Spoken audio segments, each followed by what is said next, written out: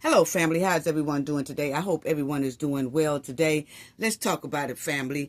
Kada Scott, there is an update on her case. Keon King came into the courtroom with a new look. He got all his dreads cut off. He got this low haircut, conservative haircut look. Yes, but it's too late to play conservative role after what he did to Kada Scott. And then you have the judge has made a decision on Shanquella Robinson's civil lawsuit case. And the Cowboy 6 had a lot to say. Their reply was very disrespectful. But we don't expect anything less than them being disrespectful. But they did have a lot to say. And then let's talk about the Minnesota fraud. Nick's friend, David, was at the Congress senator hearing, and he had a lot to say, and he was spilling the beans. But guess what, family?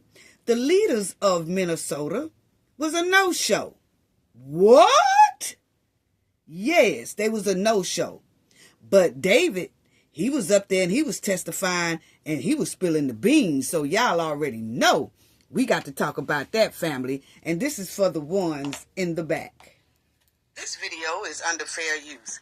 Copyright disclaimer under Section 107 of Copyright Acts in 1976. Allowance is made for fair use for purposes such as criticism, comment, news reporting, teaching, scholarship, and research. Fair use is a use permitted by copyright statute that might otherwise be infringing. Non-profit, educational, and personal use tips the balance in favor of fair use. Yes, fair use. All rights and credits go directly to its rightful owner. This video is purely for fair use, opinion, and entertainment. Enjoy. And we also want to add that everything in this video is alleged. Yes. Yes, and everybody, please hit the like button. Please hit the like button, please. And subscribe to the channel if you are not a subscriber already to the channel. It is so greatly appreciated. If you see the hype button, please hit it for your girl. Thank you so much. Let's talk about it, family. Keon King appeared in court here last week. And Keon no longer has the dreads, family. No, he don't. He has a low haircut, a conservative haircut. And, you know, they said he came in there kind of looking pretty spiffy, looking brand new, because he don't have that haircut anymore. Now, they said that this court hearing, it was like a preliminary hearing, and they had a lot of witnesses there to testify of what they know. You had a lot of officers who arrested Keon King and who was doing the investigation on Keon King. They testified as well, family, okay? But my thing is, they said that Keon King got his hair cut, and I want to know, who cut your hair, Keon King? Was it Sugar Cane Pookie up in there that did your fresh haircut they said you had up in that courtroom? I'm just asking the question. I just, that's all. I'm just asking the question. Just wanted to know. Because they said you was looking pretty spiffy in there and trying to look like a whole new person, okay? So, family, let's hear what they had to say about Keon King's preliminary hearing. And for some reason, family, they keep trying to hide Keon, and I'm trying to figure out why.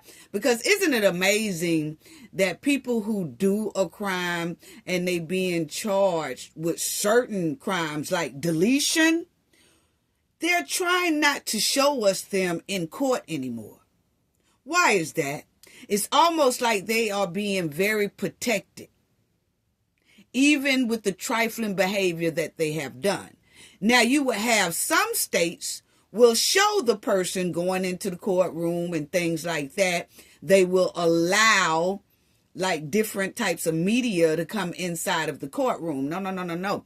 For some reason, it seems like Keon King is being very protected. So that's why I want to know, what is his original background? Because looking at his features is very suspect. Because we noticed that they do that with illegal immigrants. Remember, family? They did that to the one who did to our baby girl, that Hugo. We have not seen Hugo either go inside of the courtroom. We have not seen him do a Zoom in the courtroom. We have to rely on the news media to tell us if he appeared in court or not. And then the media have to give us a description of how he looks and all that. See, they have all this sanctuary city stuff, and where he at in Philly is the same way, to where their criminals are very protected. But it seems like the victims are not protected. No. That's messed up. That's very messed up. But anyway, let's hear what they have to say about it, family. Natasha, and that is the big development. Prosecutors showing they have enough evidence in the charges that they've brought to move this on to trial. Now, Keon King, it is the first time we've seen him since he was taken into custody some 4 months ago, and his appearance is somewhat different. Gone is the long hair. He is now clean cut. There was very little emotion when he entered the courtroom. So y'all heard him say, family, he clean cut. He is clean cut. It's too late for that. It's too late for that. He should have got himself together and did right before he got into this jail system. But yeah, as you hear, the newsman said he looks much different than what he did 4 months ago. He got a short haircut, conservative haircut, and he's clean cut all over in the face and everything. Yeah. Yeah, that's how they do. They try to make the criminals look like they're not such a bad guy. Anyway. At room number 306 on the third floor of the Criminal Justice Center, people just looking as testimony flowed for about 5 hours inside that courtroom. You'll remember this frantic search for Kada Scott grabbed national attention. Prosecutors in court called the search for Kada Scott both harrowing and difficult as the days dragged on. One former co-worker testified the night of Scott's disappearance on October 4th. She had last been seen on the phone. She was upset. She left her place of work, and that is when investigators say would be the last time she was seen alive. Cell phone records and data shown by police revealed Scott and King had met up and then traveled together. Police say Kada's phone then goes off network a short time later. Days after her disappearance, police conducted massive searches. They would eventually end up behind Ada Lewis Middle School property there in East Germantown. Police did not find Kada Scott on their first visit, but in follow-up visits, urged by tipsters, police kept looking. Kada Scott's decomposing body was eventually located in a shallow grave behind the old school. Investigators in court also showing evidence tying King's phone to a car that police say moved what they believed to be Kada's body.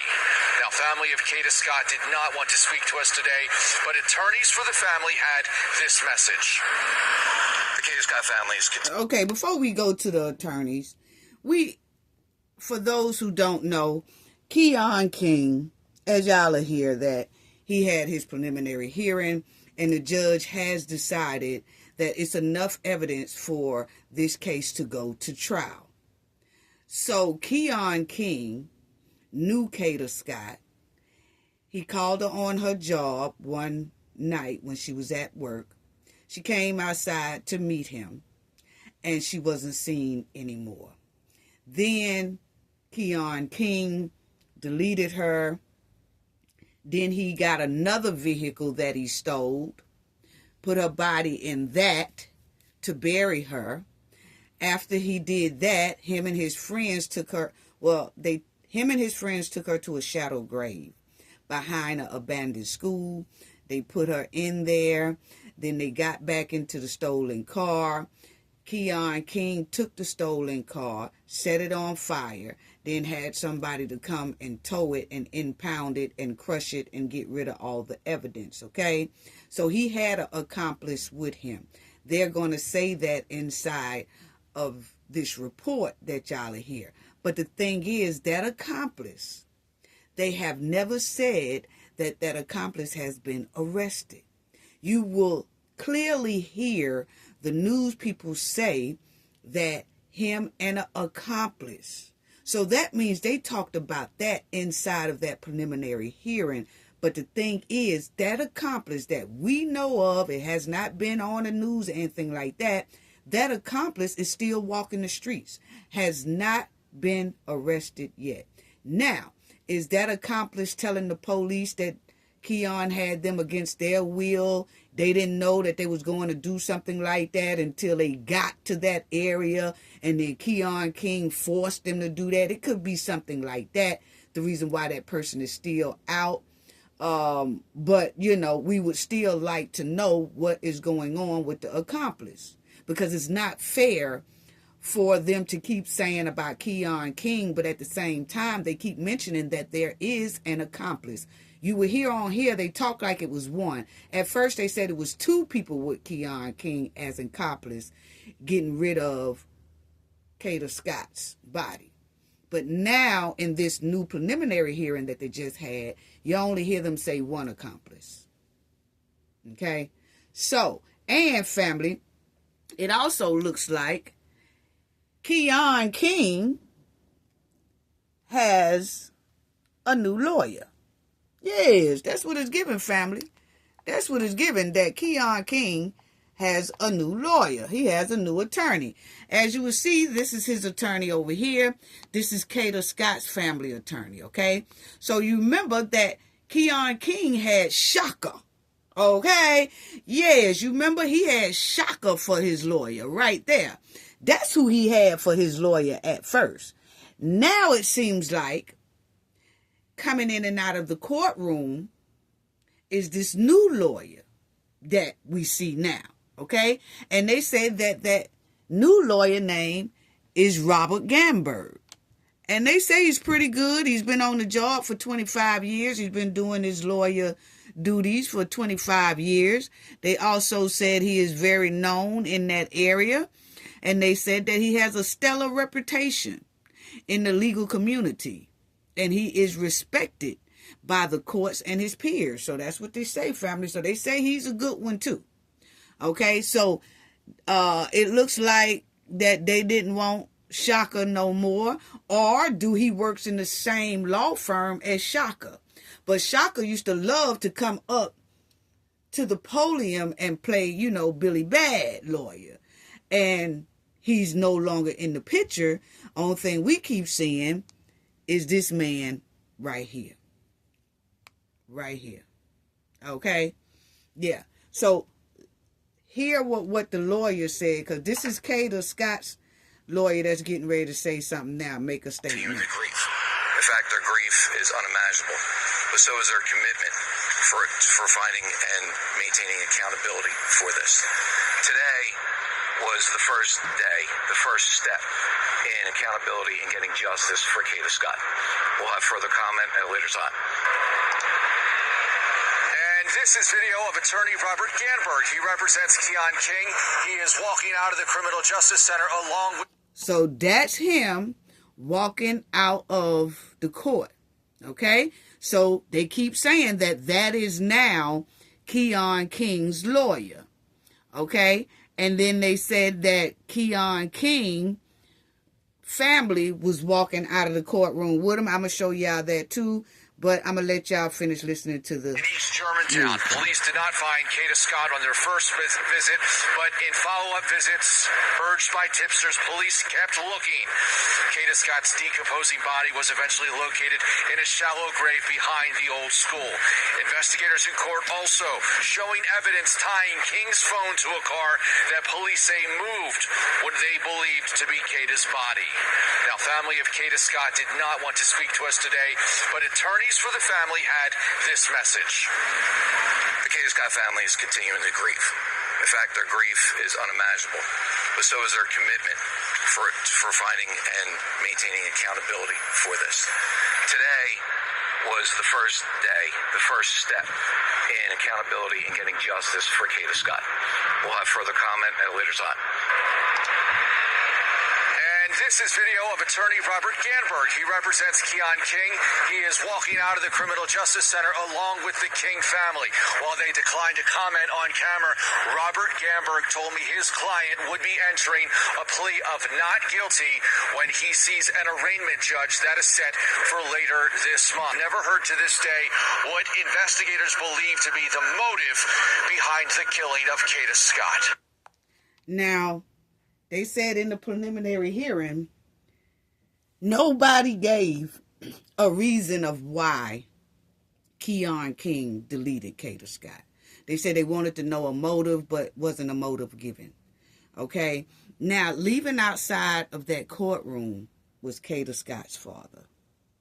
When I tell you, when you see this man walk out of the courtroom, as y'all heard, nobody in the family wanted to be interviewed, but the media only showed him, right? And maybe the mother just could not take what she knew probably was going to be said inside of that courtroom.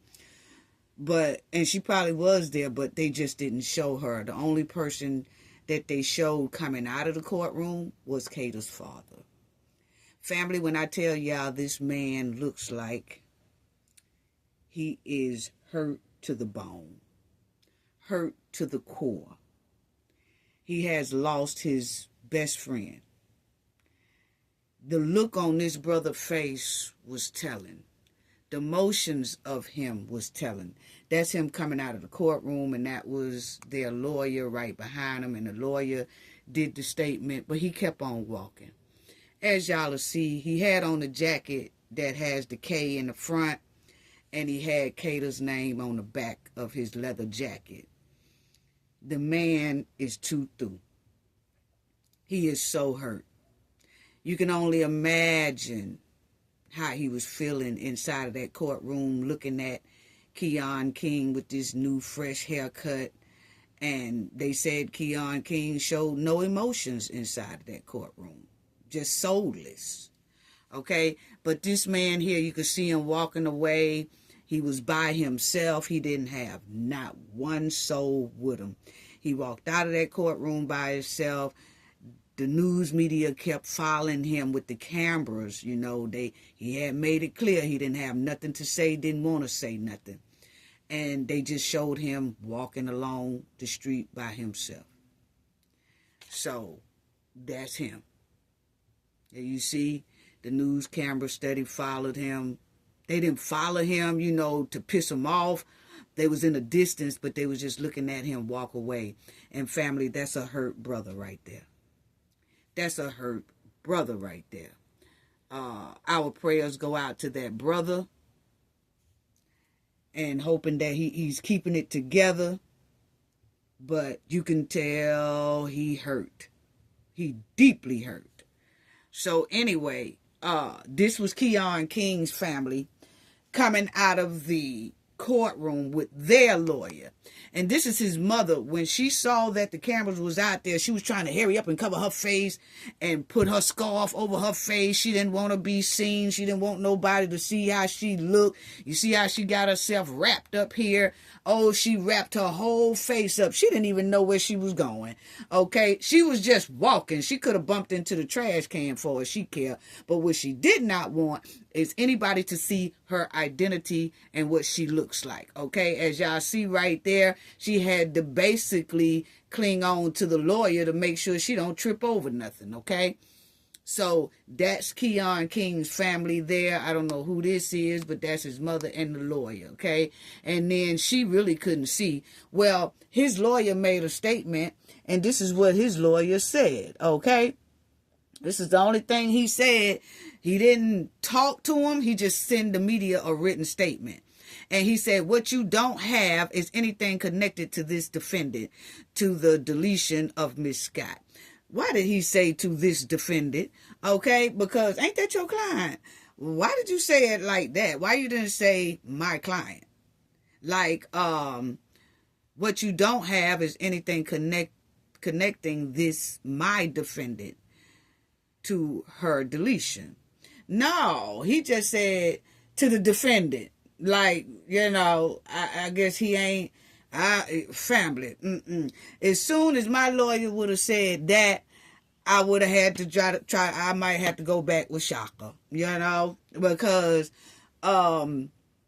what a lawyer says is my client, or call the client by name. Like, what you don't have is anything connecting Keon King to the deletion of, you know what I'm saying? So that was pretty, I don't know. Given that his lawyer ain't really believing in him either. I mean, that's just my opinion, okay? I got a right to my opinion. But anyway, listen to another news story that they did say about Keon King, family. Check this out. Judge believes she heard enough for this case to head to trial. Much of the evidence presented today we learned about during the initial investigation, but prosecutors say that while detectives were conducting an extensive search for Kada, hoping to find her alive, Keon King was here at the Criminal Justice Center for a court appearance just hours after he allegedly buried her body. Okay, so check that out, family. That came out in court. That Keon King, right? He went to this building. Hold on, family. I'm finna show it to y'all. I should have had it up front earlier. Right there. He went to the courthouse a couple of days after he deleted Kada, or a couple of hours after he deleted Kada, because he had to go to court on an unrelated situation. So he was just that brave that when he deleted Kada Scott, he still went right up in the feds courthouse or in the state courthouse and took care of business of a previous charge he had against him. That's some bold stuff right there. That's bold. That's bold. Right after he deleted Kada, he said, oh man, I got a court date for such and such. A unrelated case. Let me put on some clothes and go up there and do that. He went right up there with all those police, because there's police and, judges and stuff like that in that building. He walked right on in there like he hadn't done nothing to nobody. He had just deleted Kada, but he walked up in there like wasn't nothing even wrong. Wow. And walked back out of there, because at the time, didn't nobody pinpoint him. But he knew what he did. I'm just saying how bold he was to go up in a courthouse after doing something like that. With her name written across his jacket, Kada Scott's father, Kevin, left the Criminal Justice Center late this afternoon after coming face-to-face with the man accused of murdering his 23-year-old daughter. The Kada Scott family is continuing to grieve. In fact, their grief is unimaginable, but so is their commitment for finding and maintaining accountability for this. Prosecutors spent about 5 hours laying out evidence they say connects 21-year-old King to both the disappearance and death of Scott in a case that received national attention. The Philadelphia woman went missing on October 4th of last year, shortly after arriving to her job at an assisted living facility in Chestnut Hill. On the witness stand, her coworker told the court she saw her leave the building shortly after she arrived, and that Kada was on the phone saying, "I can't believe you called me," and that she sounded very upset. Prosecutors allege Scott was on the phone with King and that she left work to meet him around 10 p.m. and was murdered sometime after. For 2 weeks, authorities diligently looked for the young woman, conducting searches at the Aubrey Arboretum in Germantown, an abandoned middle school across the street, where they found her phone case and debit card. Now listen to him when he say an accomplice was with him. Scott's body was eventually found in a shallow grave on the grounds of the school's property on October 18th after an anonymous tip led detectives there for a second time. Prosecutors allege King and an unknown individual moved her body from the trunk of a vehicle less than 2 days after her murder. See, he said King and an unknown individual moved Kada's body out of the trunk of the car into the area of that shadow grave. Wow. And then burned the vehicle after she was buried. Much of today's testimony focused on cell phone and internet data. A homicide detective showed evidence he says connects King's phone and online accounts to Scott's place of work the night she disappeared, the Arboretum where her phone pinged, and the school where she was ultimately discovered. King's family and his attorney left without speaking today, but in court, Robert Gamberg argued the prosecution presented evidence involving a phone not subscribed to his client or anyone, adding what you don't have is anything connecting this defendant to the death of Miss Scott. Okay, so his next court appearance, family, is February the 23rd, okay, 2026. And his lawyer said that Keon King will be pleading not guilty on February 23rd, okay? But we will stay on top of Kada Scott's case, but that is the update on that. That's the update on. Now let's go to Shanquella Robinson, okay? Because, family, the judge did, and you know, right after I did my video saying we haven't heard anything, is about the time that the judge did make a decision, okay?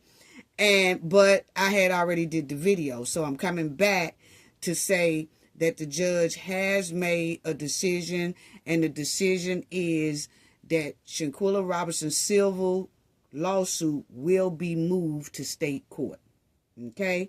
And the Cowboy 6 had something to say about that as well.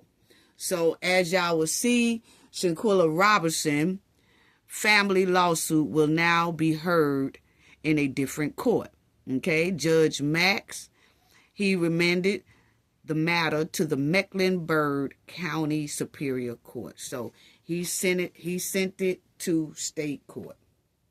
Now, Shanquella Robinson's wrongful deletion lawsuit returns to the state court, like we said. The Cowboy 6 are not feeling it, okay? No, they not. And you know that the judge said that he wanted all parties to write if they wanted the case to stay in his federal court or in the state court. And my thing is, why did you ask all of them to write if they wanted to stay in state court or federal court when you already done made up your mind? It looks that you was going to move it into state court anyway because of the situation surrounding this case doesn't have anything that the federal can do. That's more of a state matter because that's what he says. Okay? But the thing is, family, when he asked all of them to write a letter, remember he said all parties, that means Shanquella's side and Cowboy 6 side, write if they want to keep it in state court or federal court.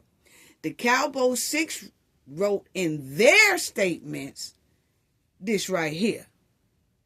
They said they ain't do no wrongdoing.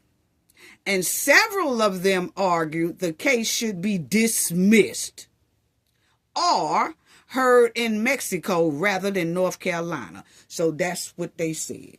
They damn sure had a lot to say, didn't they, family? Yes, with their disrespectful mouth and their demonic behavior. See, they don't want this to go nowhere. They don't want to go in no federal court, no state court, none of that. They talking about dismiss it or the case should be heard in Mexico. How y'all gonna say that the case should be heard in Mexico when y'all the one that fled from Mexico? So y'all told us right there that y'all didn't want to stay in Mexico. So why y'all trying to play in our face like y'all want to go back to Mexico? You damn sure don't want to go back for a vacation because Dejanay got a warrant out for her arrest in Mexico. And that's most likely why they said, with several of them arguing that the case should be heard in Mexico. I can guarantee you who didn't argue that the case should be moved to Mexico. Fish stick Dejanay Jackson. I bet you she didn't put nothing on her reply about, let's move it back to Mexico. Oh, no, she didn't because she already know Mexico got a warrant out for her arrest. And they've been trying to get the United States to do an extradite on her, but they haven't. So I know she didn't put that down there. Now, she might have put on hers as well as the others that the case should be dismissed. Yeah. But anyway, family, that's what they said. Yes. They said Shanquella's case should be dismissed as if she don't matter. Her life didn't matter, that they took her life. They are actually saying, we took her life, but dismiss it. She don't matter. What?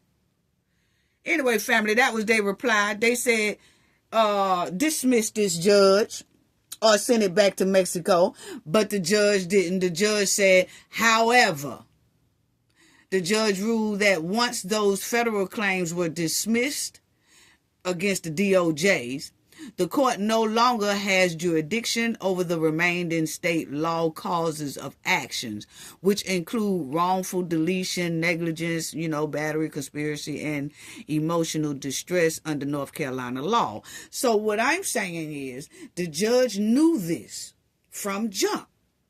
So why did he even waste time telling them to write something in a letter saying if they wanted to keep the case in federal court or state court? Because either way it went, he already knew that the case really don't belong in the federal court because of the different things that the family was requesting.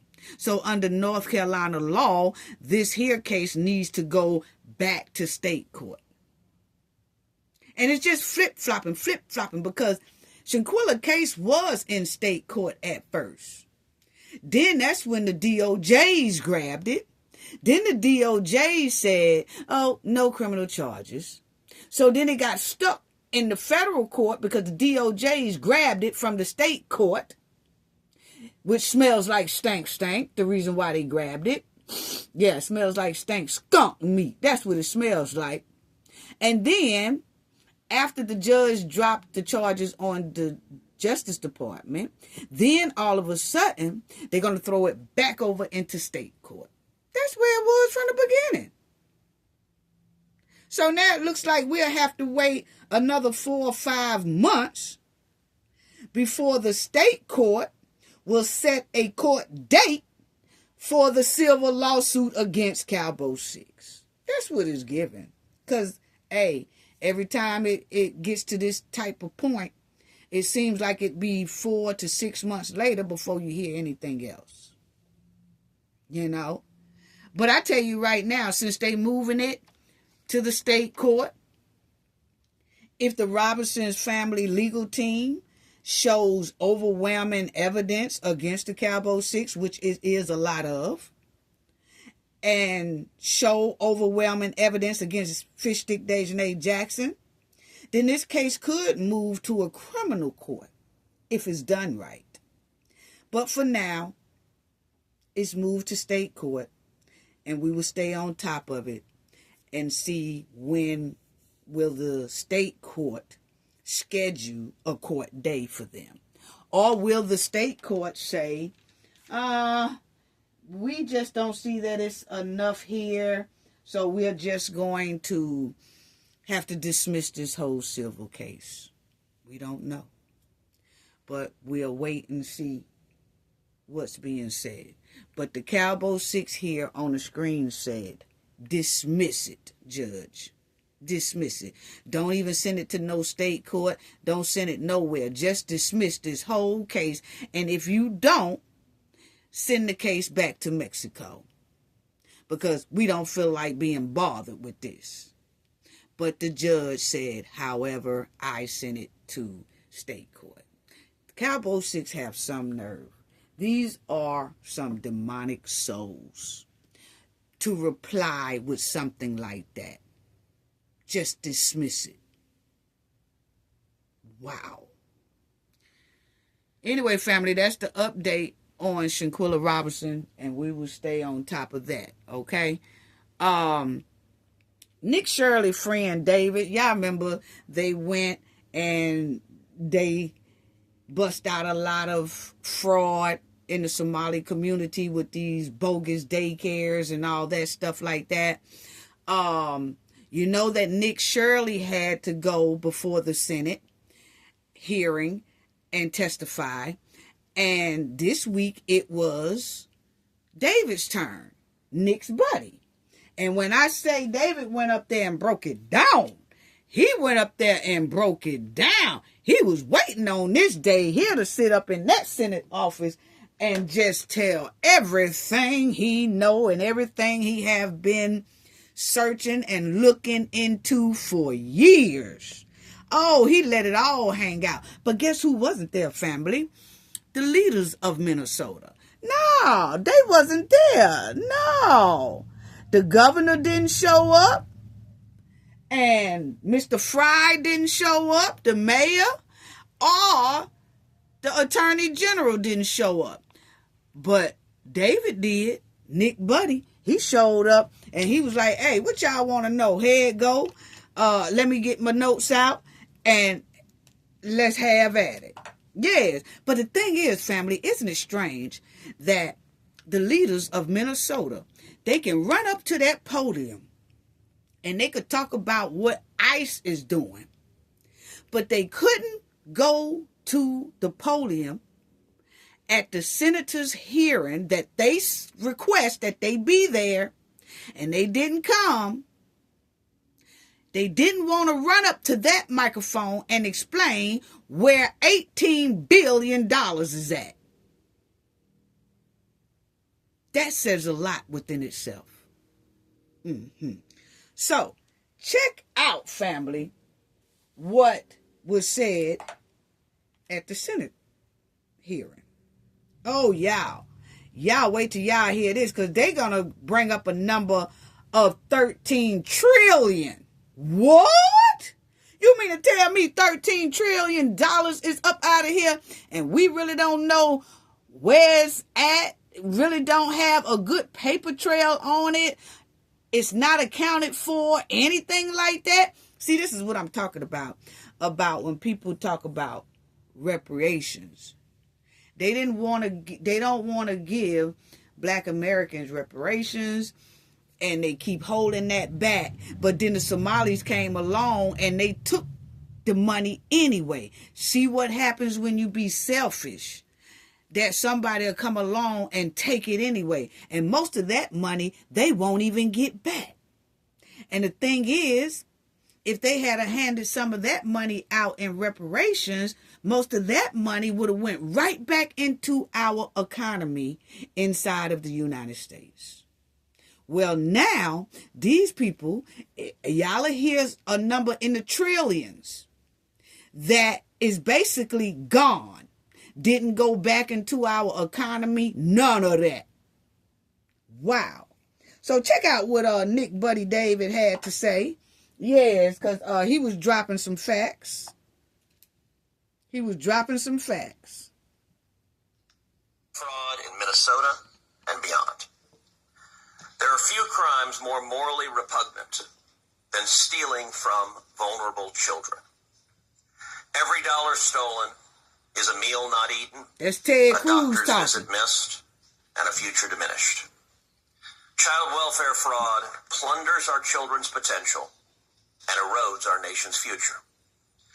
And disturbingly, at the start of this new year, America has learned that this kind of looting was not occurring in some distant or lawless place, but in the heart of America's Midwest.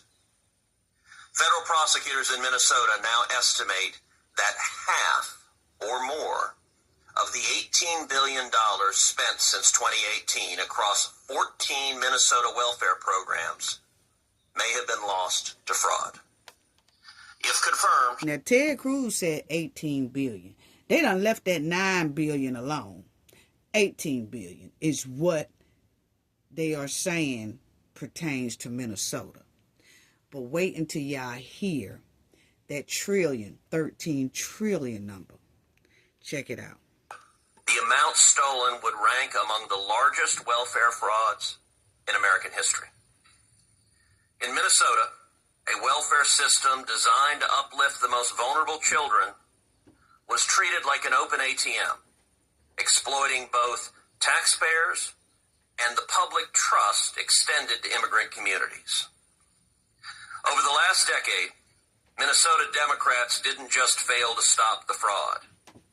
They made it easy and profitable, and in a totally lawless fashion, silenced anyone who pointed it out. Taken together, the record shows that the fraud was not accidental or unforeseeable, but was the product of deliberate inaction, willful blindness, and calculated abuse. Today, we will proceed in three parts. First, we will show that Minnesota was clearly warned by journalists, by auditors, and by its own independent oversight bodies, and that the state responded by passing laws and promulgating safeguards intending to stop this abuse. Secondly, we will examine how Minnesota's Democrat leadership deliberately turned a blind eye, failed to enforce those safeguards, and in some cases retaliated against those who tried to sound the alarm. And third, we will explain how the fraud actually took place, the mechanics by which these schemes operated, and the very real harms they inflicted, not only on taxpayers, but on vulnerable children and on law-abiding Somali families whose trust... And let me just say this, once again, that I really do hate when they say the Democrat leaders, this, that. Yeah, okay, that's true right there. But my thing is, people who do fraud things and they steal from the United States and steal from the taxpayer, we don't care what party they're on. We just want them to be held accountable, because all people on both sides of the parties, not all people, but you will have where it may come up that it's some Republican side that's doing some fraud. I would want them to be held accountable just as much as on the Dem side. Okay, so it really doesn't matter to me, but I know that they express that because they be wanting people to know what state is covering having all this fraud missing. It's a Dem state, so we're gonna keep bringing that up, which it is. Most of the states, most of them that has this type of fraud going on is in the Dem state. But my thing is, when you're talking about those leaders, I don't care what they are. I want them to be held accountable if they know anything about it. And it's looking very shady and it's smelling like skunk meat that the leaders of Minnesota did not show up to this hearing like they was asked to do.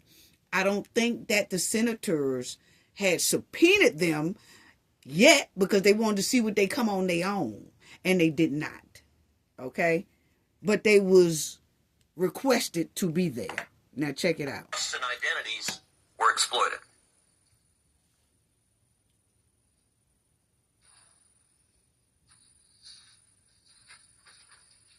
Check it out on this part right here. The numbers are stark. 81% of Somali households in Minnesota receive some form of welfare. 81%. Compared to 21% of non-Somali households. 54% of Somali households receive food stamps compared to 7% of non-Somali households. 73% are enrolled in Medicaid compared to 18% of non-Somali households. And 27% receive cash assistance compared to 6% of non-Somali households. So basically what he just said, family, because he keeps saying non-Somali households. Basically what he just said is all of our welfare, all of our Medicaid assistance, all of our daycare assistance basically goes to the majority Somalians, not other ethnic groups. They take up the majority of it all. Now check it out. In December 2025, Minneapolis resident David Hoke, who's here today, accompanied by journalist Nick Shirley, visited child care centers, autism clinics, and healthcare facilities across Minneapolis. They went on a Tuesday, Not a Saturday, not a holiday, not in the middle of the night. Tuesday during the day, what they found, blacked out windows. Misspelled or non-existent signage. I will say we will always remember the Leering Center that promoted good leering. Multiple, quote, providers registered to the same address and no kids present. It's amazing having child care centers and autism centers with no kids. And by the way, it's not subtle. You walk up, there's no toys, there's no kids, and the windows are blacked out. This is not hidden. Now, I want y'all to keep that in mind, family. We all know about they went up there and the windows are blacked out and there's no toys, no playground, no none of that, okay? But keep that in mind, because after this testimony, it's not a long testimony, it's about 15, 20 minutes. But after this testimony, I'm going to bring something up to y'all about those black windows, blacked out, and then no kids, toys, no kids, playgrounds outside, nothing that give an inkling that it's a daycare, okay, besides the signs that they be having up there. So y'all keep that in mind, because I'm going to tell y'all something that's going to shock y'all. I'm going to let y'all hear something that's going to shock y'all, okay? Oh, yeah, family, check it out. But let's go through this first. It's obvious, except for the Democrats that didn't want to see it. Wow.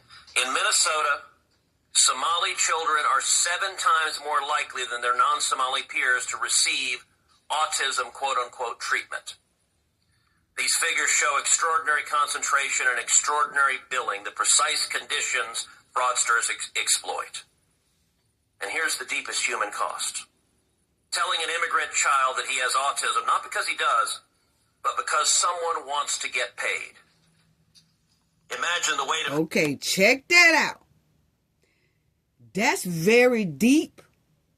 That's very demonic, family. Because he put it in a way that will make you say, wow. He said, Somali adults and parents will tell a child that they have autism when they don't, just for them to get money, get paid, to dupe the government. So you're going to convince your child that they are autistic when really they're not. Because, see, you got to keep drilling that in your kid's head so your kid will tell other people that they are, so that you won't look bad receiving that money. Because if you're receiving that money and your child get out somewhere and say, I ain't got no autism, then it automatically puts a red flag on the parent. So the parents, Somalian parents, will convince their child that they are autistic. Really, they are not. They just need to convince the child of that so they can get these free checks. Wow. See, when you use your kid like that, you will do anybody in. You have no soul. If you're able to tell a lie on your kid, think about it, family. Can y'all imagine just taking your healthy kid and writing down that that kid has autism so you can receive money? I wouldn't even want to put that on my child. And the ones who really have it, they basically took a whole lot of funds away from those children who really have it and who really need the help. Wow. So check it out, family. That diagnosis on parents who may not speak English fluently, who trust authority, who believe the government would never lie about their child's health. That label could follow a child for life, shaping education, self-image, and opportunity. Doing that for financial enrichment is not merely fraud, it is the deliberate exploitation of children and the calculated betrayal of parents.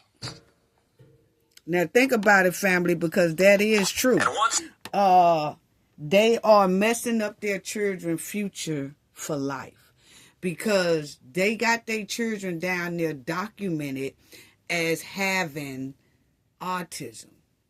So, but they really don't. Now, this kid can be really smart and want an outstanding job, but their record shows that they're not going to be able to handle that job because they are labeled as having a disability, when really they don't have a disability. Their parent did that. So that holds back their future. Wow. So check it out. Fraud proceeds are laundered and sent overseas. In 2023, the Somali diaspora sent nearly $2 billion back to Somalia. Once they're sent overseas, they're effectively unrecoverable. Meanwhile, Al-Shabaab, the U.S.-designated foreign terrorist organization and Al-Qaeda's affiliate in Somalia, controls large swaths of territory and systematically extorts money moving through its financial channels. When billions of dollars are stolen from U.S. welfare programs and sent abroad, there is no credible way to ensure those funds do not enrich jihadists within Al-Shabaab. As one confidential source told the Manhattan Institute, the largest funder of Al-Shabaab, a Islamist terrorist organization in Somalia, is the Minnesota taxpayer. Wow. Did y'all hear that? The largest funding of this terrorist group, the largest funding that they get is from Minnesota's taxpayers. Wow. Wow. So check this out, family. The single largest funder of Al-Shabaab, a terrorist organization in Somalia, is the taxpayers of Minnesota.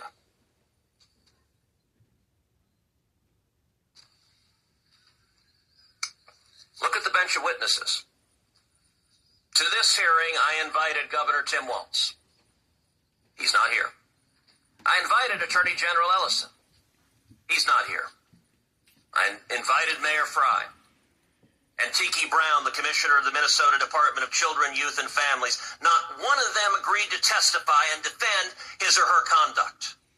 Why is that? Why is that? Why didn't these gentlemen show up to, talk? These are leaders. Why didn't they show up to talk about the terrible fraud that's going on in their states? Why didn't the governor show? Why didn't Mayor Fry show? Why didn't the Attorney General show? See, all this stuff speaks volumes. And see, silence sometimes speaks louder than words. Why didn't these leaders of Minnesota show up or refuse to show up to this here senator's hearing in Washington? Wow. Oh, but they quick to get up there and start talking about ICE. Okay, the same way y'all got a lot to say about ICE, y'all definitely should have a lot to say about $18 billion that's gone out of Minnesota's bank account. And our taxpayers throughout these here United States, because Minnesota has gotten federal relief funding, which is our tax dollars as well throughout this United States. And they have the nerve to say they don't want to go up there and talk about all that $18 billion that's missing. Wow. That says a lot within itself. They are hiding out after having served as the lookout in a bank robbery. Wow. That was robbing the taxpayers of Minnesota. The people of Minnesota and the American people deserve better. He called them and bank not one of robbers. these Democrats has given any credible excuse why they're terrified to answer questions. Wow. Wow. Our final witness is David Hoke.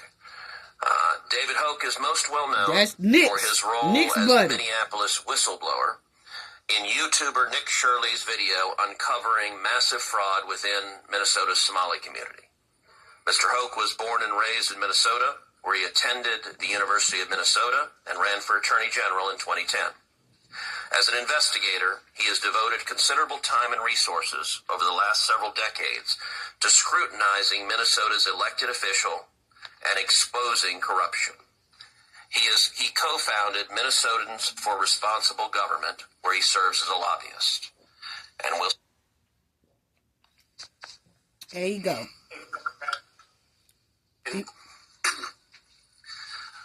My name is David Hoke. I was born in Minneapolis. I'm a lifelong resident of the Twin Cities area. And although it's not in my testimony, I take exception to Mr. Weissman's questioning of my data as being inaccurate.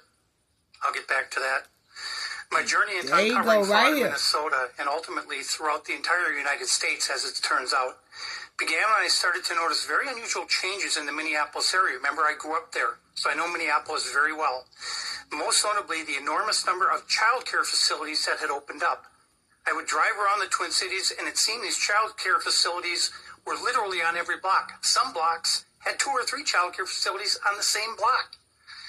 Minnesota sees a fair amount of snow in the winter, and I began to notice, driving by these child care facilities, there were never any footprints in the snow outside these child care facilities. And I go by them 3, 4, 5 times a day, Monday through Friday, because my office is in the heart of where a lot of these child care facilities are.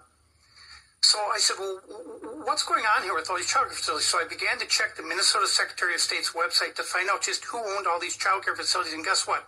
Every single one of them was Somali owned. Wow. Not every child care facility in Minnesota was, but the ones that I was looking at that were by my office, and there were a lot of them. What's even stranger is that every one of these facilities were located in a commercial or industrial building. No play areas, bad neighborhoods, and several of the child care facilities had signage which stated they were open either 7 a.m. to 10 p.m., 2 p.m. to 10 p.m., Quality Learning Center, for example, or open 24 hours. Who the heck brings their kid to stay overnight at a child care facility in a rough neighborhood? None of it made any sense. The leering misspelling was the... Now, I never knew that part, but that goes back to what most Black Americans were saying that lives in kind of a impoverished neighborhood, you know, that they were taking a lot of the illegal immigrants and dumping them inside of Black American communities. They wasn't in the rich neighborhoods of that state. They would always put them in the poverty neighborhood or somewhat of a middle class neighborhood, but they would put them in the impoverished neighborhood. And then once they start scamming and getting all this money from the taxpayers, not honestly, stealing it, then they will move out of our impoverished neighborhoods and then move into the high middle class rich areas. Okay? But my thing is, when David said that their daycares was in mostly bad neighborhoods, and they put them in them bad neighborhoods, my opinion, family, is because it is no real protection in our impoverished neighborhoods, such as the federal government is not going to go in there checking out those stores, or they ain't going to those neighborhoods because most of them are afraid to go inside of those neighborhoods. So they just let shit roll. You see what I'm saying? So the Somalis was smart, and they put their bogus daycares in impoverished neighborhoods because they knew that most likely a lot of the people who's supposed to be checking this stuff ain't coming to those neighborhoods like that. And if they do, it's one time out of 2, 3, 4 years. They ain't trying to ride around in those neighborhoods like that. Wow. Wow. Anyway, so now we see why a lot of them are putting stores inside of our neighborhoods. Are they legitly making that money, or did they legitly get the money to open up that spot? Just asking a question.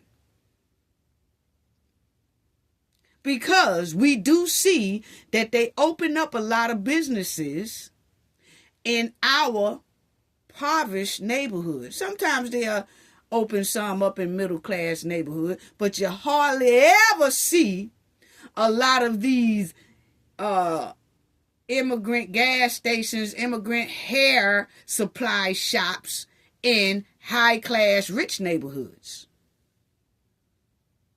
Why is that? Just asking a question. So I was just shocked to hear David say that part. That just brought something to my attention when he said it. Straw for me, that's the spark that ignited my full-on investigation. So Minnesota has 2 different child care licenses available. One covers 6 a.m. to 6 p.m., and the other one covers 6 p.m. to 6 a.m. They're 2 very different licenses. So for a child care facility to be open 24 hours a day, or even from 2 p.m. to 10 p.m., they need both licenses. How many of these facilities that are open these extended hours have 2 licenses? None of them. 0. They all have only 1 license. Wow. So that explains to us, family, how come the governor, the mayor, and the AG did not come to this meeting, because they damn sure didn't want to answer these type questions right here. How come these people only got 1 license when they're supposed to have 2? How come 18 bill is missing? Who authorized this? Was you terminating people who was whistleblowers? Was you writing them up? Was you giving them a hard time? Oh, yeah.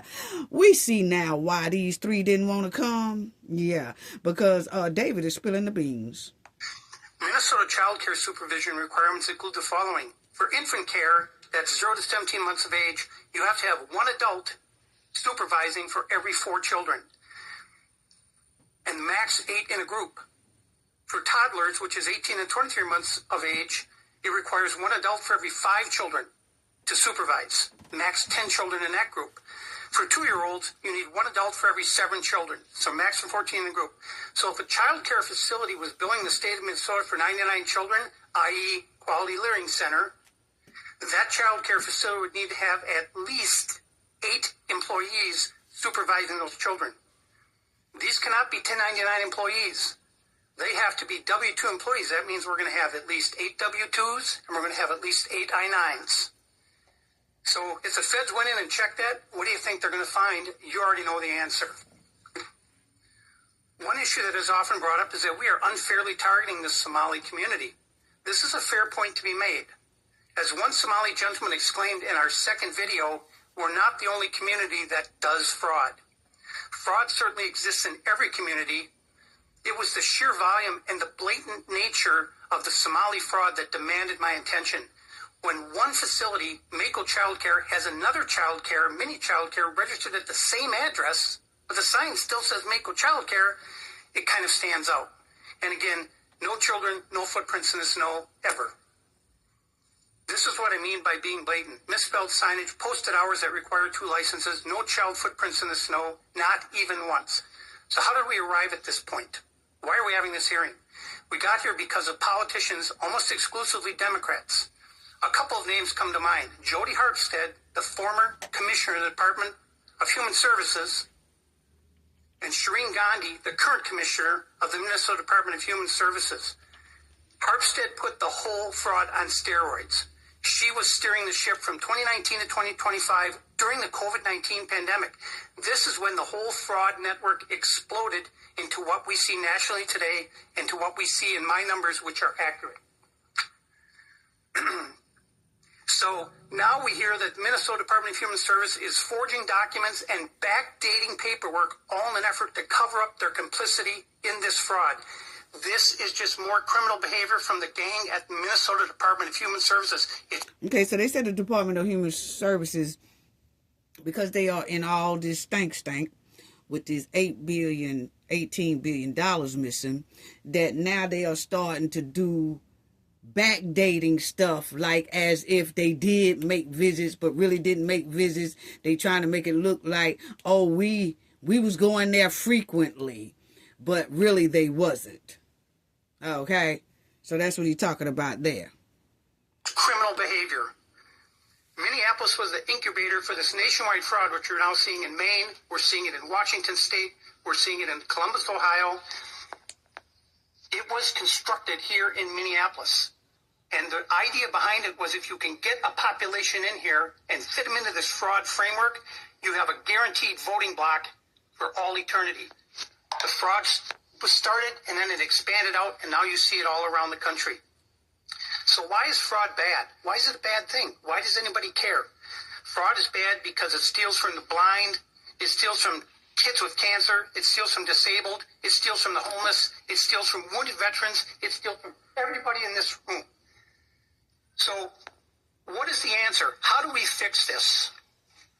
The way we fix this is that the federal government has to go to the Minnesota Department of Human Services and every social service agency and say, look, if you issue a payment using federal money and it goes to a fraudulent company, you run the risk of us coming in, arresting you, handcuffing you, parading you out, bringing you in front of a judge, and putting you in prison. So if you're going to issue a payment, you better make sure that it's a legitimate company. Otherwise, don't issue the payment. Go on Google Earth. Look at, it's a liquor store. It's a grocery store. Why are you issuing payment to a child care or a transportation company that doesn't even exist? Why are you issuing a payment? It's criminal behavior.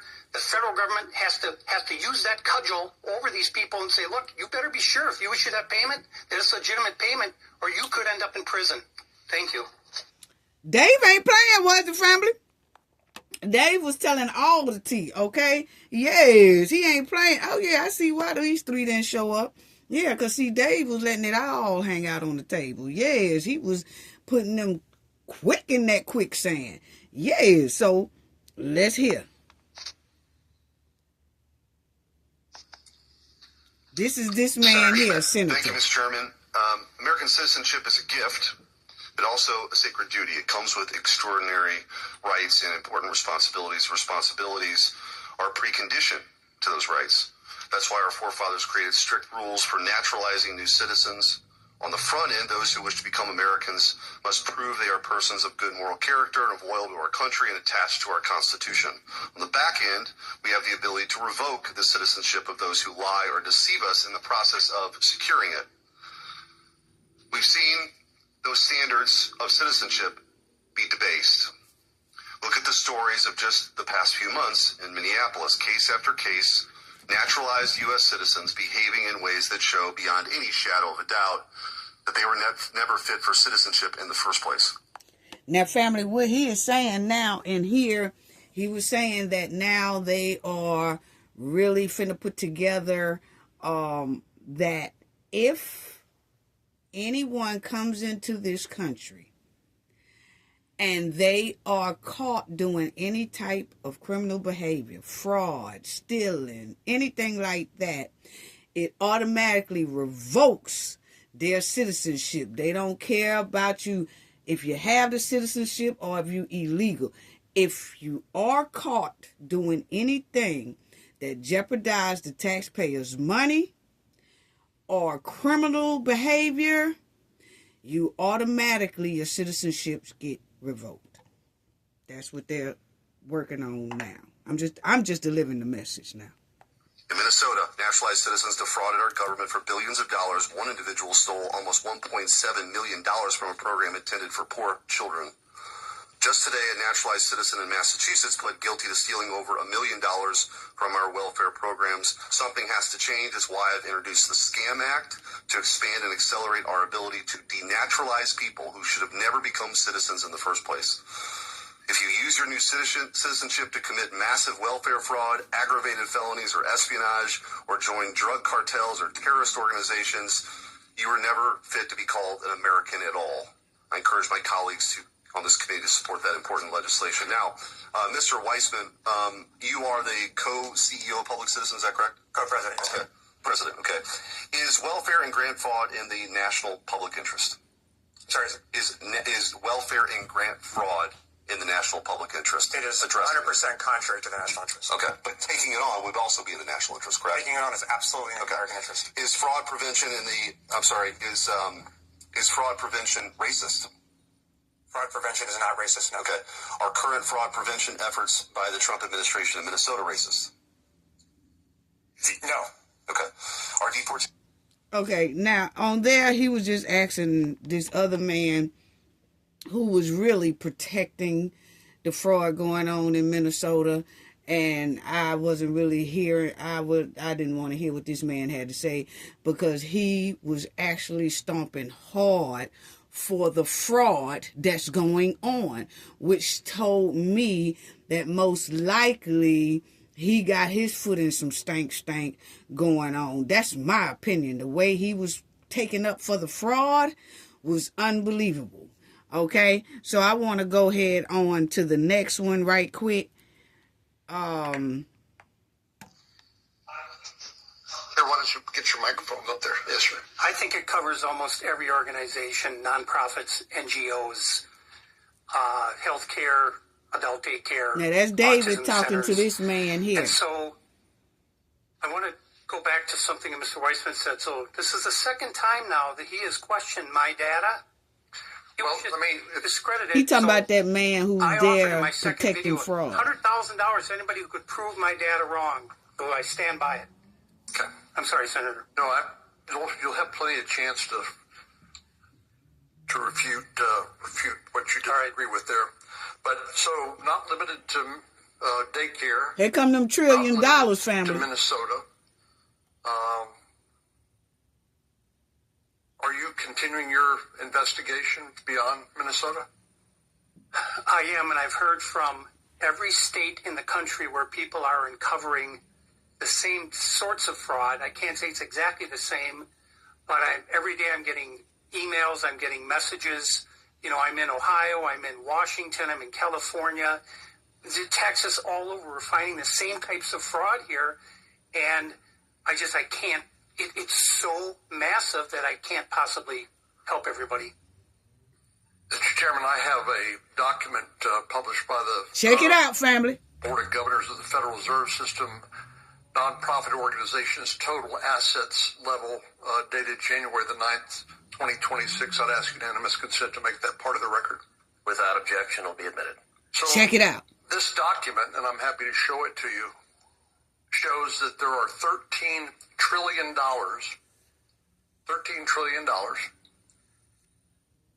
in total assets that are in the hands of NGOs or non-profit organizations. 13 trillion, family. 13 trillion are in the hands of these non-profit so-called daycares, Medicare profits, all this. Does that number shock you like it shocks me? Wow. It shocked me. 13 trillion. Well, Senator, I think what happens is we've become desensitized to these big numbers because we hear them so often. It's a shocking number all on its own. Yes. So it strikes me part of the problem is when the U.S. Congress appropriates money, they're appropriated usually to federal agencies, and then they then contract with NGOs and others. And I think one of the things we need to look at is what those contracts provide for, and particularly with regard to the requirement for audits on a periodic basis. So, family, he's saying 13 trillion goes to, of our American dollars, goes to these non-profit organizations that say they daycares and say that they a medical center for Medicaid, and they say that they helping disabled people, and they really not, and all that.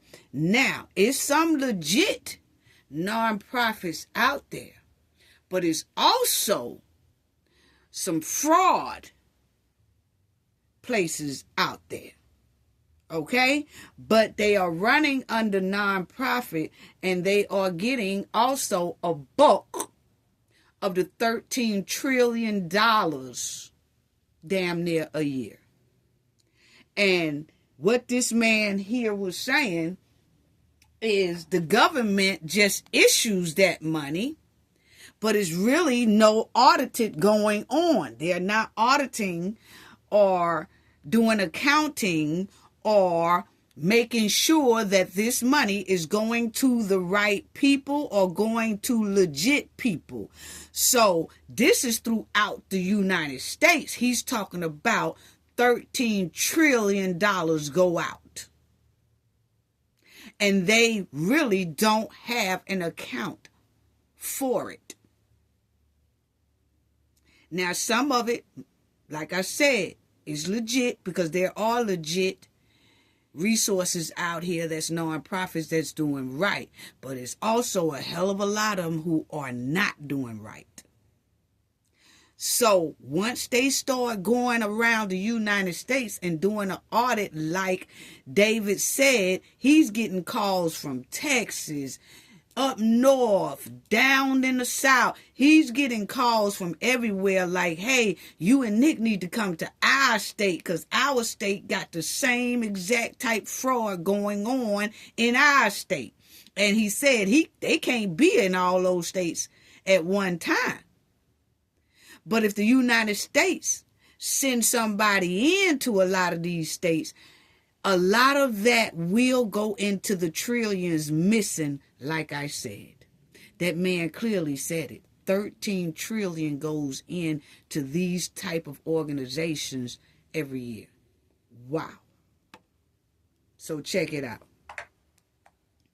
And then they wanted to be stank about giving reparations to Black Americans.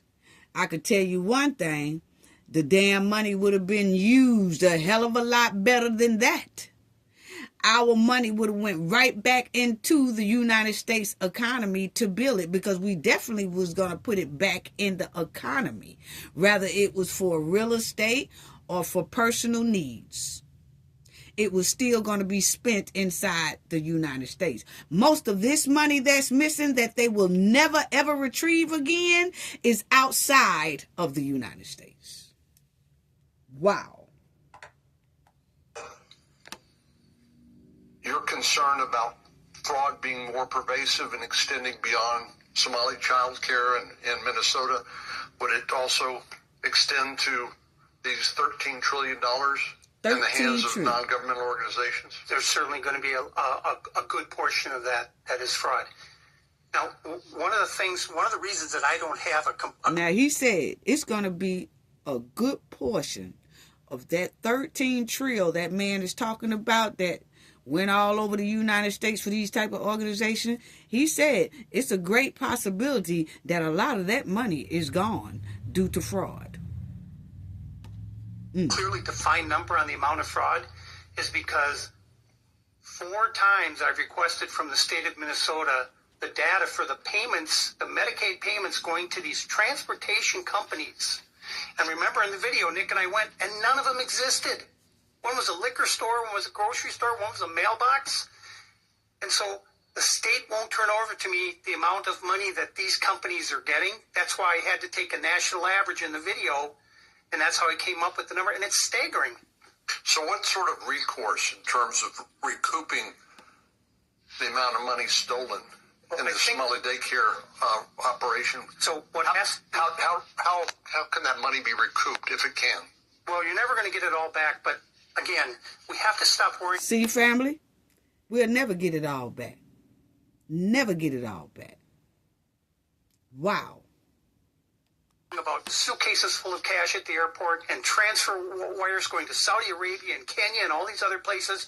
You got to cut the money off at the source, and you got to go to these social service agencies and tell them if you write a fraudulent check, you run the risk of going to prison, period. You have to have that sitting there, so they're going to think twice before they issue a payment because they... And family, it explains why the leaders of Minnesota didn't come to this senator hearing like they was asked to come, invited to come. Because, think about it, family. A lot of Minnesota, you see how they kept urging, telling the people, go out there, record ICE, go out there and do this. See, they was trying to spark up something else to keep from talking about this fraud. And if y'all notice, the leaders of Minnesota kept on focusing on the protests and kept on telling people to go out there and then these people was getting hurt. Then that would be the big story. Then another one would get hurt. Then that would be the big story. Well, that was the aim, to keep people from talking about the fraud, because that's what people was talking about at first. And they had to find a way to cover that. So what they did was started this big, massive ICE is a problem. Illegal immigrants can stay and go and protest and this and that and that. That's what it's given. And the focus got off of the fraud. Not many people are even talking about the fraud in Minnesota anymore. They just talking about this protest. I think that was the goal. Because they quick to talk about the protests, but they won't go to the senators in Washington and talk about $18 billion that's wiped out of Minnesota's bank account and from the taxpayers throughout the United States, along with Minnesota. Wow. Might end up in prison because it's a felony. Thank you, Mr. Chairman. Thank you. Senator Graham. You're telling me that That's Senator Graham talking to him now. Listed that receive transportation payments that don't exist. When I say they don't exist, all they are is registered with the state of Minnesota. They're a slip of paper. They don't exist. They have no office. They have no asset. So it's a scam. It's a total scam. So here's to the people of Minnesota. Your governor, you better answer these questions. What can we do? We can get you here and hold you accountable for the programs you're running in Minnesota. Ms. Robbins, are you here to tell me that... See? Senator Graham said, hey, look here. To y'all leaders, y'all gonna have to answer these questions. They keep avoiding coming to this here meeting and to this hearing. But they're going to have to answer. And it's going to get to the point where they are going to go ahead on and most likely do subpoenas and things like that. Unbelievable. The system in Minnesota is broken and you're having a hard time getting people to help you? Thank you. The system is absolutely broken. There are fraud on multiple levels. There are failures of internal controls. And finally, you're telling we have help me your from the state has not been responsive. And old girl they came back to actively, testify I would again. say, Y'all hear, family. Harmed whistleblowers who tried to point it out, and they have tried to shut down investigations. You said fake meals for fake kids. Yes. Would it help if you had to biometrically identify recipients of aid, that they'd have to be biometrically identified to prove they exist? I think it certainly would help. I'm a privacy advocate, so I'd want to understand the details of that. Well, number one, prove you exist. Yes, prove you exist. Like, very basic. That's not a privacy problem. If I'm going to give you money, is it too much to ask that you prove you exist? No, it's not. That's the way it should be. It's coming. We're not going to sit on the sidelines and watch billions of dollars go to organizations that don't exist, rows of daycare facilities that don't provide daycare. It's in Minnesota. Bless you both trying to fix it. Is there any doubt, Mr. Hoke, to the extent of the problem that is billions in Minnesota? Again, we don't know what the number is going to be. It's going to be, it could be 80 billion if you go back. You just don't know. We don't know, but to the point about politicians knowing, so I filed a criminal complaint against Governor Walz for violating the law for not reporting. I think when you ask the Medicaid services in Minnesota, tell us who you give money to, that's not unreasonable. So what I would think this committee should do, quite frankly, is that we should ask for an accounting. Exactly. They ain't gonna be able to show it. Minnesota sends wants to get reimbursed for SNAP benefits. Are you familiar with the SNAP program? Yes, sir. Do you have to provide names who got the benefits, or they just give you a number? My understanding is that there is a list, and the federal government is trying to get it from Minnesota. Well, I'm telling you, we can't. Right. They're stonewalling. That's right. They're stonewalling. Taxpayers, minority taxpayers. Now, what they saying, family, for that SNAP benefit, you know how when we have to apply citizens for food stamps, they have our name, if we're working, what we own, where we stay, how much it's worth, all that. They got all that document on American citizens. But when it comes to the sanctuary cities, they don't really have to do all that. So that's why they won't really know how many dollars, they know how many dollars went to people receiving SNAP for us on the immigration side, but they won't know the names because they don't even have to put names, where they work, how much they making, how much they car worth, none of that. They just get it. $2,000 worth of food stamps a month. So they don't have to put names down. They don't have to fill out all that information that we fill out. That's in most sanctuary cities, they don't. Not for them. But most likely for their citizens in sanctuary cities that are born and raised for decades and centuries in the United States, they have to provide all type of information. Social Security number, all that. But for on the immigration side, they don't. Not the majority of them. Wow. No matter what the color of your skin, you work hard for your money. And the people at the top in Minnesota are trying to perpetuate the fraud, in my view. And say what you want to about Trump. That's not why we're here. Seems to me that we would want to make sure that a transportation company on paper actually exists. It seems to me that if we want to feed a kid, they actually exist. Exactly. And you know what? They're not giving us the data to prove that they actually exist. Exactly. So how in the world can we, as the federal government, allow this to continue? We are not. Ms. Robinson, are you begging us to help you? Yes, and we're grateful for the help that's come recently from the Trump administration and from our partners here in these committees. You begging this committee to help you? Yes. Message received. Mine is, we're going to find a way to help the taxpayer. I don't mind. I like feeding kids who are hungry and can't afford to get a meal unless they get one at school. I don't mind helping Medicaid people to get to where they want to go.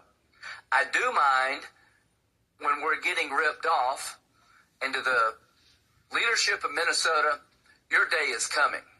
Wow. And if you think it's just Minnesota, Senator Cornyn, you're right. It's everywhere. And we're going to find it. That's the least we can do as managers of these programs. God bless you all. Wow. Well, family, that's basically it. So it's a mess. Now, remember when I told y'all to remember the blacked out windows? Well, they had a report here the other day. And the report said that it was some women, it was a lot of women basically, that was named in the e-files. Y'all know what I'm talking about. They was named in the e-files here because the e-files came out. These women, they wouldn't mention their names. They kept their names secret because they haven't been charged with anything. But in the e-files, it states that these women were traveling back and forth to Minnesota in that St. Paul's area where these bogus daycare centers are at. Okay? And these women were traveling from Minnesota back and forth to the E Island. Okay? And they was traveling back and forth, but they will always go to that area where this so-called bogus Somalian daycares are located in the St. Paul's area in Minnesota. Okay? Now, that's when I said, y'all remember when I said in this video, y'all remember about the blackout windows. Okay? Now, check this right here out. Okay? Check this right here out, family. Well, Tim, what we know is from a series of emails starting in May of 2009 through January of 2015, the files indicate Epstein booked and paid for flights to New York City, Palm Beach, Florida, Paris, and Epstein's ranch in New Mexico. At least 4 women were referenced as traveling either to or from Minnesota. We are not naming these women out of respect for their privacy. Y'all hear that? Okay, now I can't play anymore because it's talking about the ST, y'all know what I'm talking about, S traffic, okay? And they were saying that these women were in that area where these here bogus daycares was so-called at in Minnesota. Y'all heard that. It's a report that came out talking about the e-files, okay? And that these women were going in that area, and then they'll go back to the E Island. Okay? Yeah, I know what I'm talking about. So my thing is, now I really want to know why these adults be in all those blacked out bogus daycare centers. Remember when every time Nick Shirley and David will go to some of these daycares, no kids will be in there, but you'll see these adults run out the door. Run out. They don't want to let them in. Then you know that white lady. Don't open up, ICE. Don't open up, ICE. When Nick Shirley and David was out there. For some reason, they have to be alarmed when people come knocking in these bogus daycare centers. And if y'all notice, it's mostly grown adults coming busting out of there. And it's normally the men. So my question is it any kids in there, but not for learning? It's just a question. It's just a question. Yeah, it's just a question. Because this is an email they got out the e-files that they shared. And this was one of Mr. E. Yeah, I know who I'm talking about when I say Mr. E. One of his people saying hi. They redacted her name. Says, when did you fly to the island in December or January? I know you were not there for Christmas or for New Year's. I don't think they booked any travel for you except to Minnesota for Christmas. This is one of the women that was communicating with Mr. E.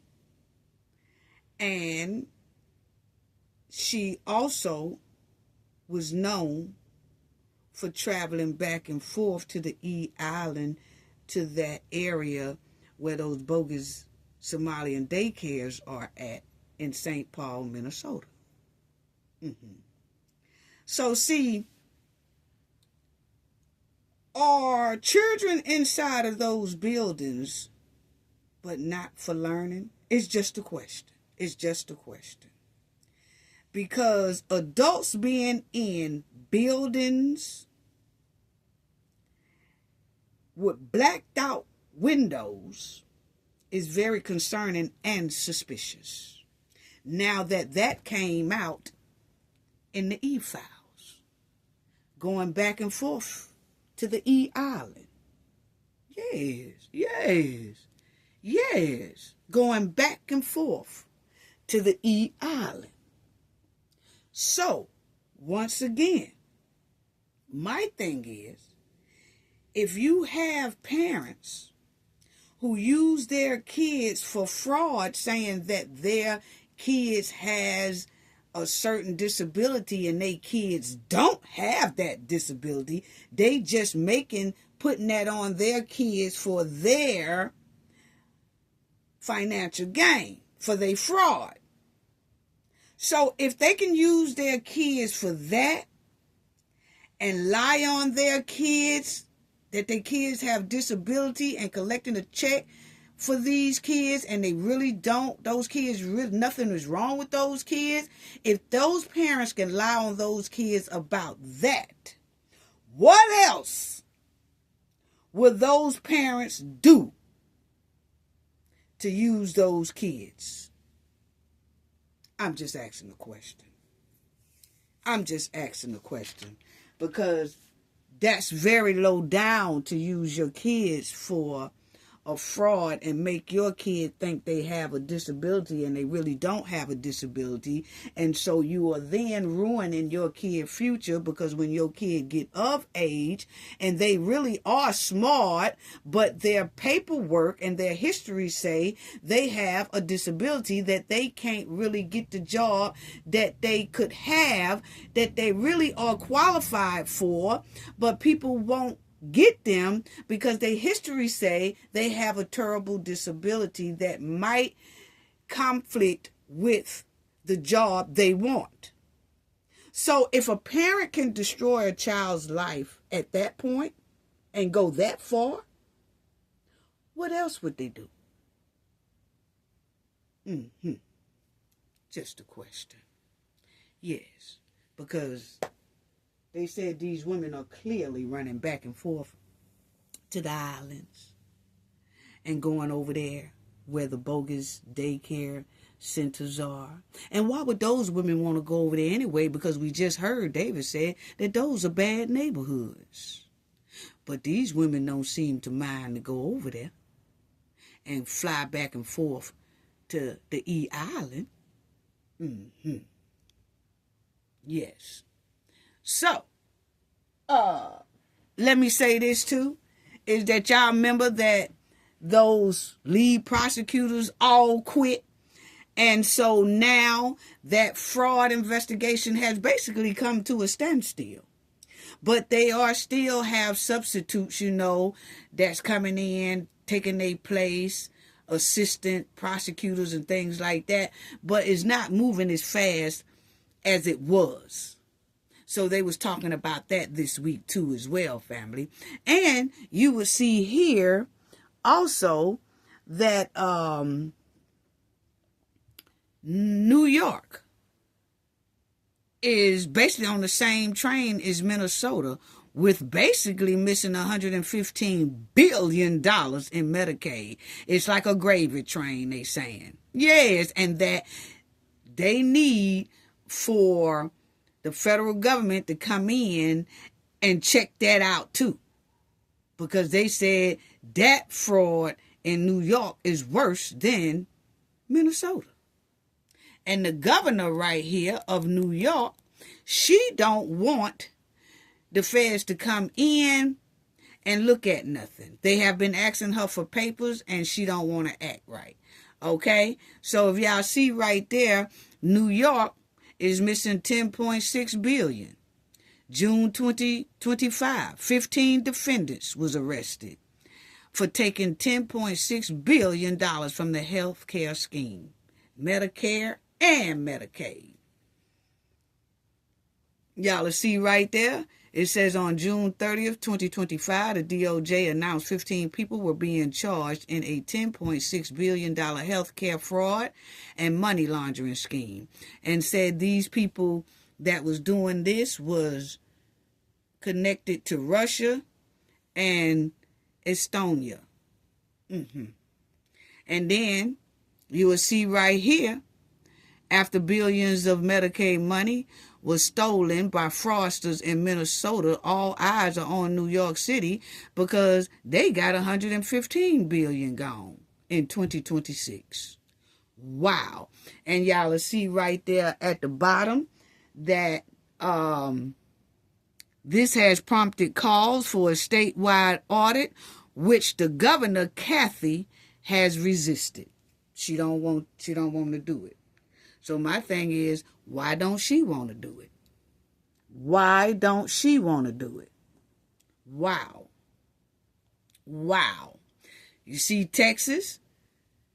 They got frauded out of $1.8 billion. January 2026.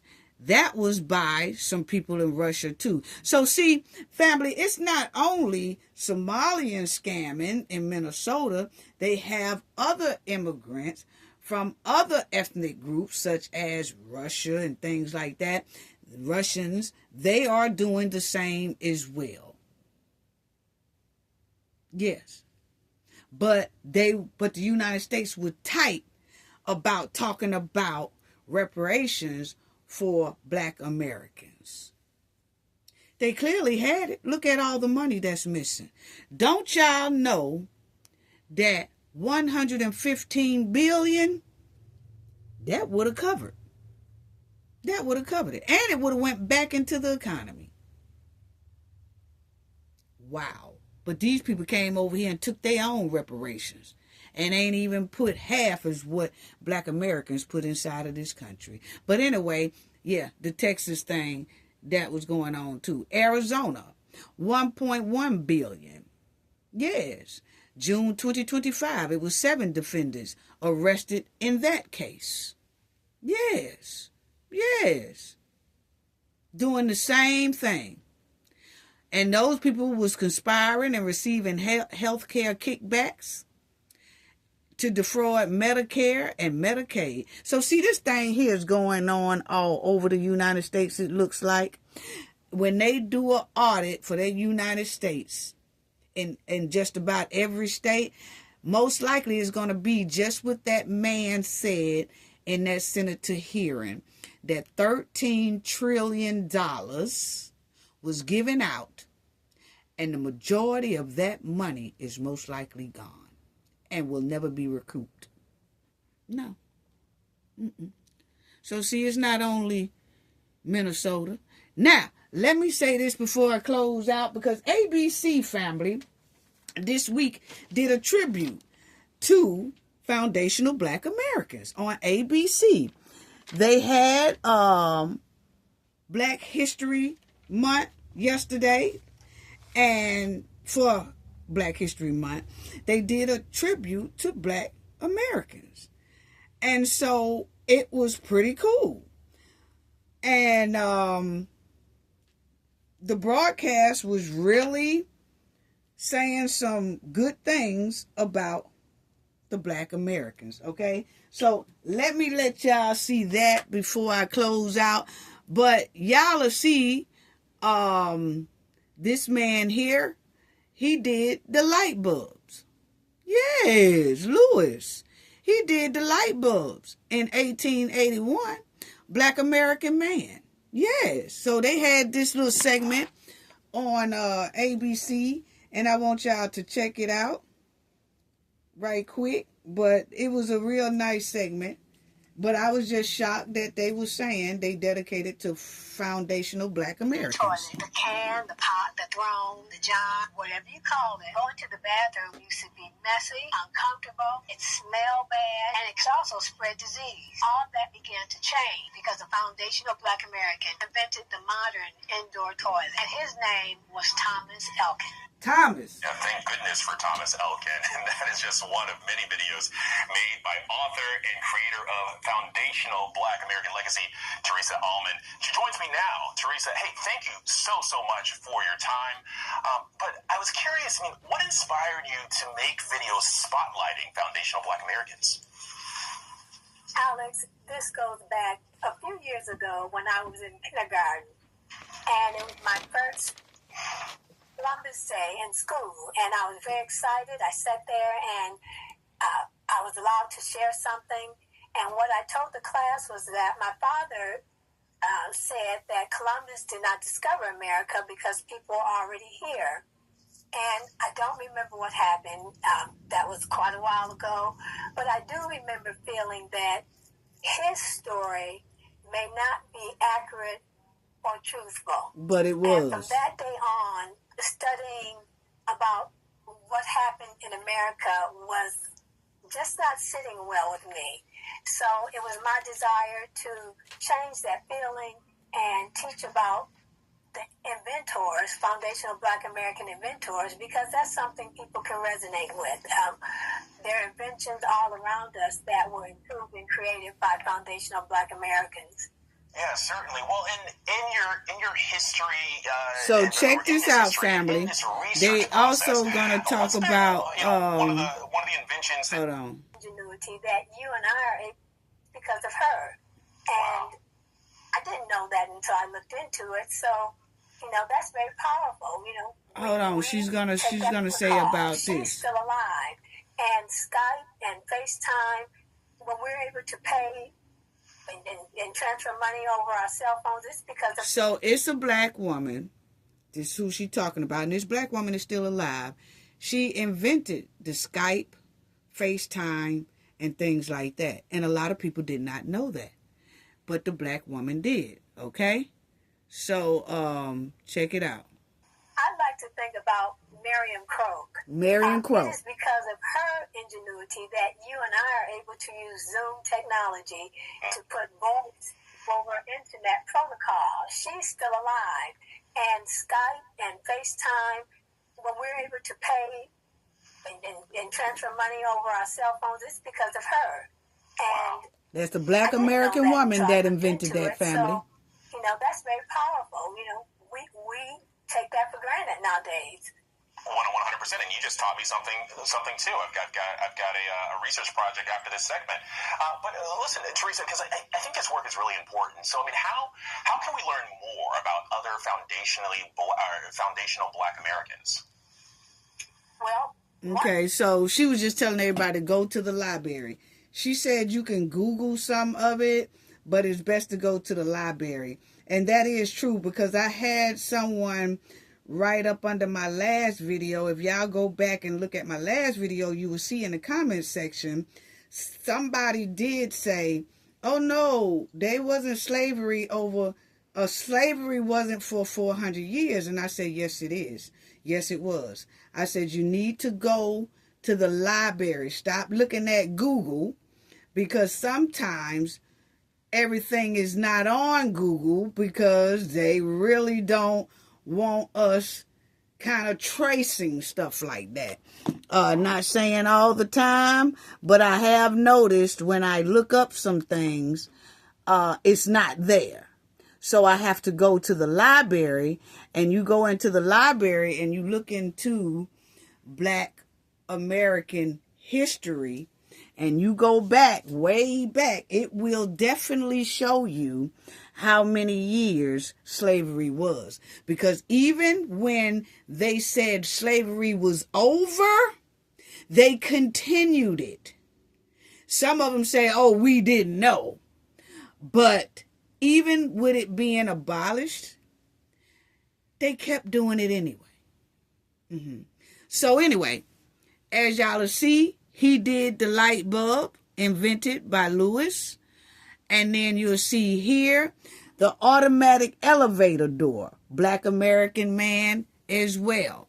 Okay, foundational Black American man, Alexander Miles. Okay, he did the automatic elevator doors. Okay, and then you had this one, the 3-light traffic signal. That was Garrett Morgan. Okay, and that's who did the 3-light traffic signal. Okay, so just wanted to let everybody know that for this here History Month. And that's all I have to say on that one. Family, I'll probably do one more video this week. I just want to let everybody know this is Mardi Gras season for us in Louisiana and in the Mobile, Alabama area. And so Fat Tuesday is February the 17th. That's a very big deal. Everybody know I am part of a Mardi Gras association. So this week right here coming up is going to be real jammed for me because our organization have so much to do in New Orleans Mardi Gras and in the Mobile, Alabama Mardi Gras as well. So y'all might not see me for about 7-8 days, or I might try to squeeze in a video if I can between that time. But if not, just remember, oh yeah, she said it'll be after Fat Tuesday. But if I can fit one in before Fat Tuesday, I will. But y'all know I'll make it up to y'all. Love y'all. Take care. Have a great weekend. Enjoy your weekend. And salute to everybody. The chat, the comment section, the moderators. Thank you all. Please subscribe to the channel. Hit that like. Sending loves and hugs to you all. Gain knowledge to prevent blockage. And we all know what that means. Oh, hold up, family. Hold up. I had to ask y'all this. Did one of y'all tell Fry what I said about him having that spanky haircut? I knew it was something. Did one of y'all in the Knowledge family go tell Fry about me talking about his spanky haircut? Because family, he appeared on the Stephen A. show and he got a whole new dude. Look at that, family. You almost don't know who he is, family. You almost don't know who he is. That is a big step from that right there. I said, which one of the Knowledge family told Fry what I said, and he done stepped his game up and got him a fresh ass haircut and looking like he worth something, even though it looked like he worth stolen money. I don't know. I'm just asking the question. But anyway, I just want to say, who told him? Or maybe he tuned in, family. Maybe he tuned in to our show and he saw me talking about him having that spanky haircut and how terrible it looked. It looked like he was just having a rough year. It looked like the Somalis was running him through the mud, okay? But then, right after I made that video, I see that Fry done went and got him a real barber and had them spoof him up till he don't even look the same, family. You can't make it up. Anyway, love y'all. Gain knowledge to prevent blockage. And we all know what that means. The more you know, the harder it is for anybody to block y'all from your goals and success. Bye-bye.